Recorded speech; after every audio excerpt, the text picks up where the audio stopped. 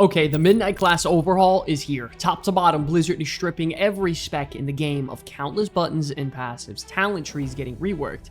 For some, this is a disaster, but for others, they seem to be thriving. In today's video, we're going to be going through the biggest winners and losers so far through Midnight testing. Of course, this is the alpha, and a lot of this I'm sure is going to be changed throughout the coming months. Also, ladies and gentlemen, don't forget to stick around until the end of the video to see how you can earn a free epic edition of World of Warcraft Midnight from the Comeback Kids. Starting up first, we have Unholy Death Knight. Now listen, this spec has been torn down and rebuilt from the ground up, and honestly, it's probably one of the biggest winners in this video. The biggest change is that Festering Wounds is completely gone. Instead of babysitting these wound stacks with add-ons, Festering Strike now just simply empowers your next Scourge Strike to summon little lesser ghouls to help you on the battlefield. Pretty much going to be the new loop. Instead of tracking these hidden debuffs, you're literally just raising an army like Demonology mid-fight. You've also got a new spender called Putrefy, which lets you sacrifice your oldest ghoul and make it explode. You pair that with some of your talents, and suddenly your diseases detonate as well for massive burst AoE. Speaking of diseases though, you're now running two of them. You have Virulent Plague, which keeps its identity with Cleave, while the new Dread Plague is a heavy single target damage over time effect. And these aren't just fire and forget abilities. Scourge Strike makes them tick faster, while Death Coil and Epidemic can actually extend their duration, so less babysitting, which is good. Army of the Dead is also back as your short 1.5 minute cooldown ability, so you're flooding the field with a bunch of ghouls, and you're using all these things going on to help them explode, deal damage, and more. The capstone you also have is called Forbidden Knowledge, which takes this even further. Now, while your army is active, your Death Coil and Epidemic become stronger abilities that let you unload some nice AoE or cleave damage, which is a nice little power spike moment. For some extra flavor, you also have talents like Reanimation and Unholy Devotion, which even let your putrefied ghouls that explode rise again as skeletal mages that shoot shadow bolts at enemies. It's full-blown Necromancer, Demonology Warlock type vibes, just in melee combat form as a Death Knight. The bottom line is that Unholy isn't the wound spec it used to be anymore. It's a proper Army of the Dead fantasy, raising ghouls, detonating them, and spreading plagues in a way that's more straightforward, but still explosive. Believe it or not, now moving on to next, we have the Demonology Warlock, and this could be the most fleshed out spec I've played throughout the alpha. The whole rotation feels a bit different, but in a very good way. Before, it was every other global just being Hand Gul'dan to try to summon imps to build up for your next Tyrant window. Now, that's gone. Imps live a flat 40 seconds, and Tyrant is no longer the only thing holding your rotation together. Now you're really a true master of demons. The talent splits into two paths. One side is all about the imps and dumping them with Hand of Gul'dan, imploding them the second you reach your cap, and then letting that fuel your demonic cores so they can shoot out in explosive fashion. The other side focuses on your heavy hitters, which are your empowered Dreadstalkers, as well as your Felguard. The rotation for Demonology at this point is so fleshed out and very fluid with each other. One ability will lead you into a proc, which will then activate something else, which will then empower your demons, so on and so forth. And through all of it, you're also flooding the battlefield with a ton of demons. There is no micromanaging involved anymore. There's no more spamming Hand of Gul'dan every other global cooldown. It feels fantastic. Also, your new Apex talent is called Dominion of Argus, which juices up your Felguard and Dreadstalkers, and occasionally you summon a Dominion of Argus to come out and channel a bunch of AoE damage on an enemy, which is insane thematically. To put it simply, the bottom line, this spec is in a great spot. The pacing is solid, the rotation isn't complicated anymore, and layered with a bunch of weak auras that you need to track. All of this nails the Demon Commander fantasy better than ever. Absolutely a big win for this spec. Moving on next, we do have Elemental Shaman though. Now, Elemental is cooking right now. Blizzard trimmed the bloat without gutting this spec entirely, and things are looking great. I'd say the best part of it all is the new Voltaic Blaze ability being added to Elemental. This ability hits a bunch of enemies with Flame Shock and then supercharges your next Lava Burst to hit all enemies afflicted by that. So you're constantly having these moments where the screen is lighting up with a ton of lava burst, and it's very satisfying. They also combined Storm Elemental to be casted with Stormkeeper through a talent, and then you can also summon your Greater Fire Ellie to come out at the exact same time. You combine that with running Farseer hero talents, where you have your ancestor join you in battle, and the battlefield is just filled with spirits, elementals, lava burst, and chain lightnings all over the place, so it's very thematic for elemental. The talent tree gives you two very clear-cut gameplay styles, with one leading toward lava burst and the other one leaning more about lightning in that cleave AoE fashion. Either way, they trimmed the fat and they pruned it just enough while also giving them some flashy new toys on the alpha, and everything feels very great for elemental. Absolutely a big winner. Moving on next, we do have, surprisingly, man, Balanced Druid. I was really hoping Balance was going to get some updates, and they're finally here. The old version was all about, you know, having your uptime with your Eclipse, trying to get in that as fast as you possibly can by casting, and then spamming your Starfall as much as possible for Mythic Plus. Now, at this point, Eclipse is a button that you control. It lasts 15 seconds on a 30-second cooldown, but you can get it up to 2 charges. Instead of just scrambling to keep it rolling, you decide when you want to pop it. That means you can line it up with, you know, all the ads coming out and now they're finally grouped up, burn phases, or you just unload it when you want to feel powerful, which is cool. Mastery is also way cleaner. It no longer needs dots to do its job. Instead, it just flat out buffs your arcane and nature damage. You'll still keep Sunfire and Moonfire rolling, but now you don't feel useless if they drop for even a second. The new Ascendant Eclipse's capstone talent makes the windows even spicier. You have your first Star Surge or Starfall hit harder, crits start spreading dots for you, and just pressing the Eclipse button shoots out solar or lunar bolts for you, so the second you press your Eclipse, you're pretty much locked in, ready to go. Balance has shifted from a spec that's all about spamming Starfall to burst windows that you now control every so often. You prep with damage over time effects and your astral power,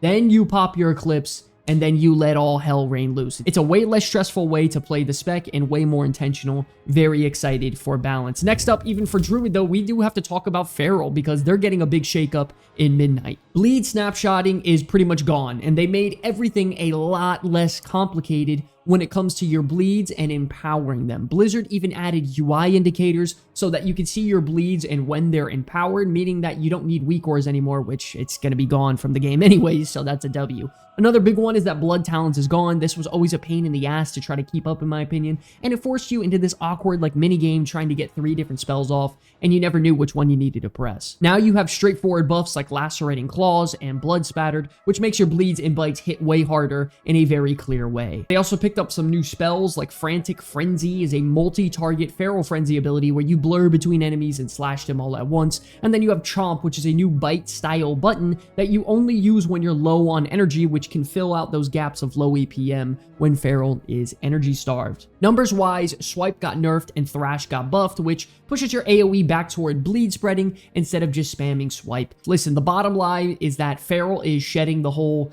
complicated spreadsheet style of micromanagement like snapshotting and getting the blood talents and all these buffs going. All of that BS is gone. It's less perfect rotation or bust. It's more pounce, bleed, dart between targets, tear them apart. I think that's a lot better. We can all agree that we'd rather change this, and Midnight is helping them out substantially, so I'm really excited for Feral for the first time in a very long time. Moving on next to a very big surprise though, additionally, we have the Arms Warrior. Now, we do have to be honest, Arms was in a very bad spot at the end of the War Within. It was clunky, undertuned, and you're juggling a bunch of tiny micro buffs, and it was just a pain in the ass more than anything. So when it comes to updates, any update could have been an upgrade for them. But Midnight has taken them very, very far into the future. The biggest win is that Colossus Smash is pretty much just Warbreaker now. Of course, you press this, everything's vulnerable, but then it also can activate Sweeping Strikes for you passively in one button, so you could just go right about your rotation. Mastery also got simplified too. It's straight up just deal more damage with the two-hander, and then you add in the fact that Deep Wounds is being now a passive bleed again based off crits like in Classic. Suddenly, Arms has a very clear identity now. It's slow, heavy hits that leave enemies gushing and bleeding out, which is awesome. Your Sweeping Strikes is cleaner. Instead of awkward uptime, you get a fixed number of empowered swings now, and Slam could even be part of your rotation now. There are some new passives that make it buff your next Mortal Strike. It can make your Slam automatically crit, and then have it even refund charges of overpowered if it does. The bottom line is that Arms went from probably one of the weakest specs in the game to having one of the biggest glow-ups in Midnight so far. Very excited for some of their new utility, all these new talents, and they have a really nice class theme, which is just swinging a giant two-handed hammer and hitting people as hard as possible. Now, if Blizzard had a poster child for the class pruning thing, I think Enhancement Shaman would be that spec. It was a spec that was overloaded with random utility, buttons, awkward damage fillers, but finally that trims this spec down, this expansion, where your damage is now back to being about Storm Strike and Lava Lash.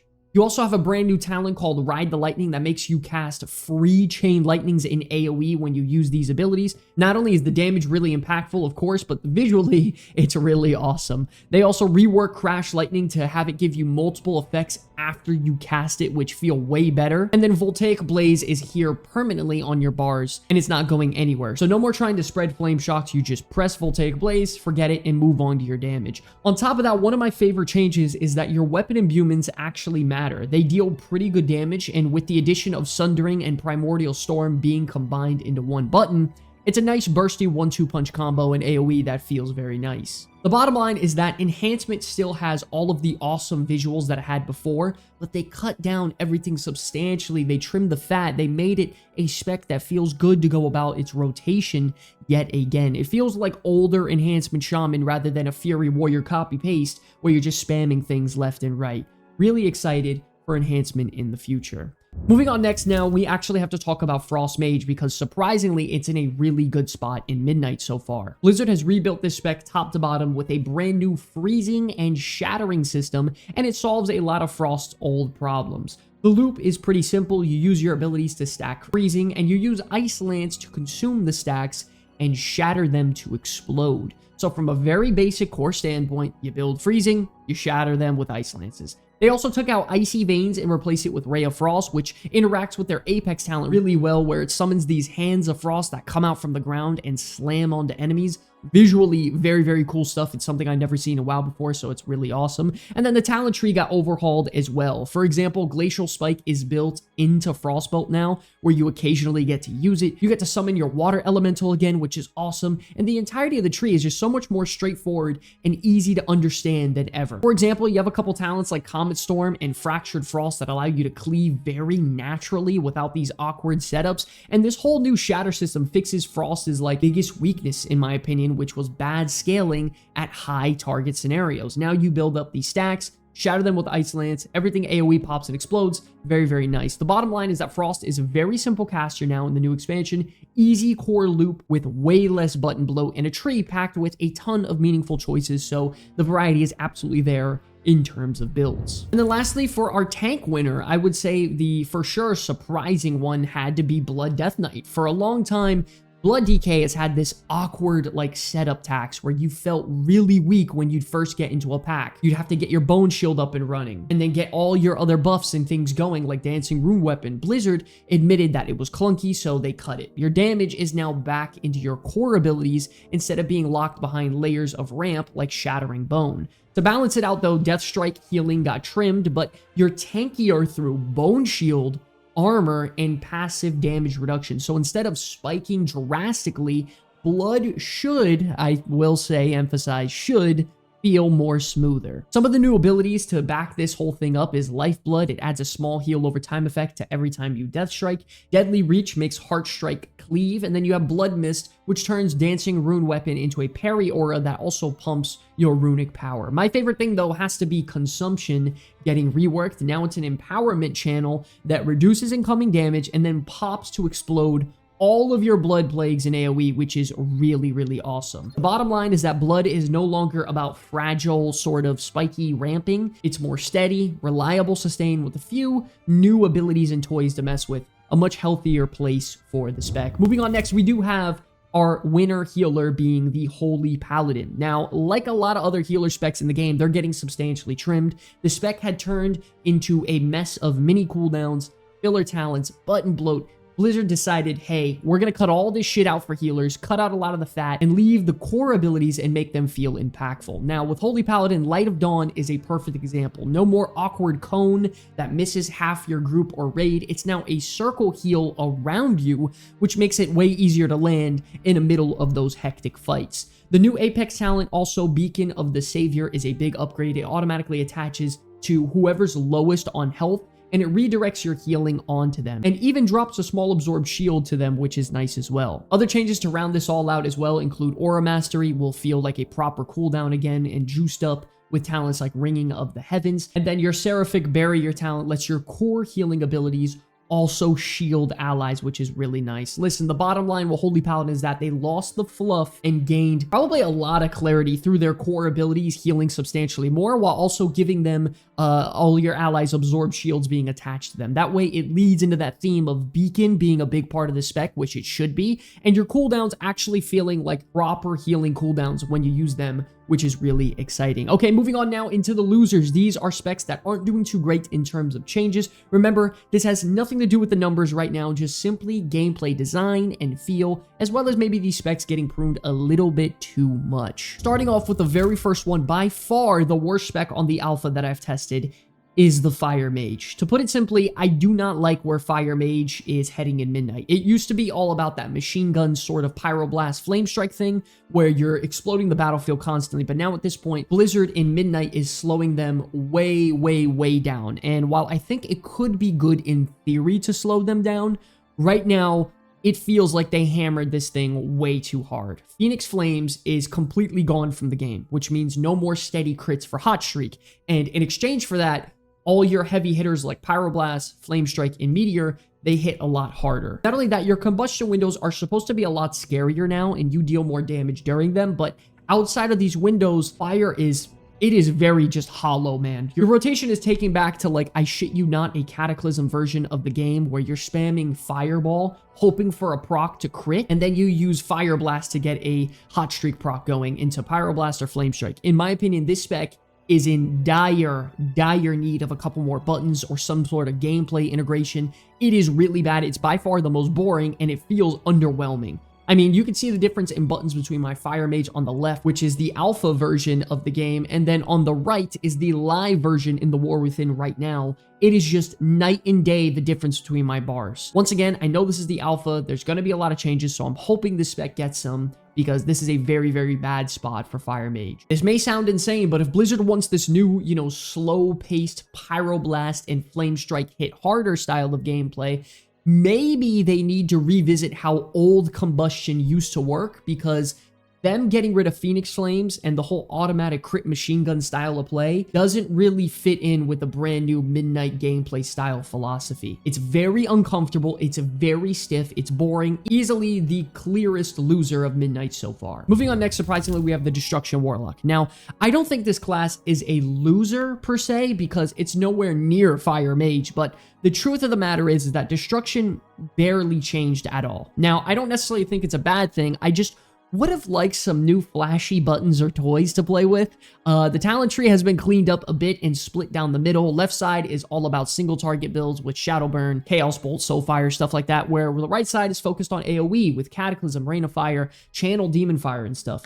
It's a little bit on the nose, and it's very plain Jane. I mean, if you're in Raid, you're going to be running the left side build, and if you're a Mythic Plus, you're going to be running the AoE side. And that's really it. There's no flexibility, not really much creativity. Gameplay-wise, it's still the classic Destruction loop. You build your shards with Incinerate, you use your Cataclysm to afflict everyone with Immolate, and then you use your Rain of Fire, builder spender style of gameplay. That is literally it. I do really like their Apex talent though, because visually it's one of the coolest things I've ever seen in WoW. You summon these large Titan destructive forces to shoot out from the sky and shatter onto your enemies. It is so cool. Check out the visual here. Really, really nice stuff. But Destruction, yeah, listen, if you liked it before, it's the same old, nothing's really changed. It's not going to blow your mind away like Unholy or Demonology, though. Next up, we got to talk about Survival Hunter. Now, this spec is pretty much being rebuilt once again from the ground up, and it's moving away from that awkward middle ground identity between a hunter with a spear and then a guy who throws wildfire bombs. Now, it's more like explosives, grenader, engineer type guy, where you're throwing bombs, blasts, shotguns, all that fun stuff alongside your pet. Now, one thing that is cool is that you can dual wield now, which is interesting. That's never been a thing for survival, so that's a cool little situation happening. But the real shift is that explosives are pretty much being embedded into the kit. You have an ability that is just a Molotov cocktail where you throw it on the ground, it explodes. You have a boomstick, which replaces Fury of the Eagle, and you just channel it, which is cool. And then some other passives like sticky bombs, wildfire shells, and that sort of stuff. You also now have a new ability called Takedown that replaces Coordinated Assault, and it has your pet leap at an enemy and amp your own damage. Mongoose Bite has been redesigned. Listen, I would say the weirdest thing is that their Apex talent is called Raptor Swipe. It just has your pet deal more damage and interact that way. If I'm being honest, I would have liked if they're going to lean into this explosive engineer or bomb style of play. I feel like they should design their Apex talent around something along those lines. I don't love the idea of your pet being the center point of your Apex talent when you're not a Beast Mastery Hunter. So in my opinion, doesn't really make too much sense. The bottom line is that survival, it technically has an identity. You're sort of that bomb slinging engineer. The question is, are people going to be liking that class fantasy? It could absolutely be a loser. Let me know what you survival hunter mains think about it in the comment section below. Moving on next though, lastly, for our quote losers, we have the Restoration Shaman. Now, Restoration got one of the biggest simplifications of any healer out there in the game. And depending on who you're asking, it's either a relief or a big red flag, and it's definitely a hot topic right now. Right off the bat though, Healing Surge is gone, and now Healing Wave is your bread and butter heal. Healing Rain also got buffed to last longer, but I would say the biggest hit comes down to some of your cooldowns. You no longer bring both Healing Tide and Ascendance. You only pick one of them now, and this happened pretty much entirety across the board for healers, but on top of that for Resto, a lot of their totems got cut. Cloudburst is gone. Earthen Wall is gone. Protection. And Restoration mains have been stripped down entirely. Definitely the most, I would say, out of all the healers. Some players are going to like it. Some players are not. You Resto mains got to let me know about it in the comment section below. I put it in the loser category because I've seen a lot of comments across social media and Twitter not really loving it. But yes, ladies and gentlemen, that is going to wrap up today's video on some of the biggest winners and losers so far in the alpha. If you guys want us to test anything out in particular for you all, let us hear about it in the comment section below. Also, do not forget, ladies and gentlemen, the Comeback Kids are doing a Midnight Epic Edition free giveaway. So click the link in the description below. Follow some of our other platforms like TikTok, Instagram, and X because we are posting on there now. Greatly increase the chance you get this awesome prize from the Comeback Kids. Thank you all so much for watching. I'll see you in the next one. Hey everybody, thanks for watching. If you enjoyed the content, consider subscribing or check out one of the videos you see on screen here to stay up to date on all things Warcraft. My name's Sky for the Comeback Kids. It's an absolute pleasure to make content for you all. I'll see you in the next one. Peace.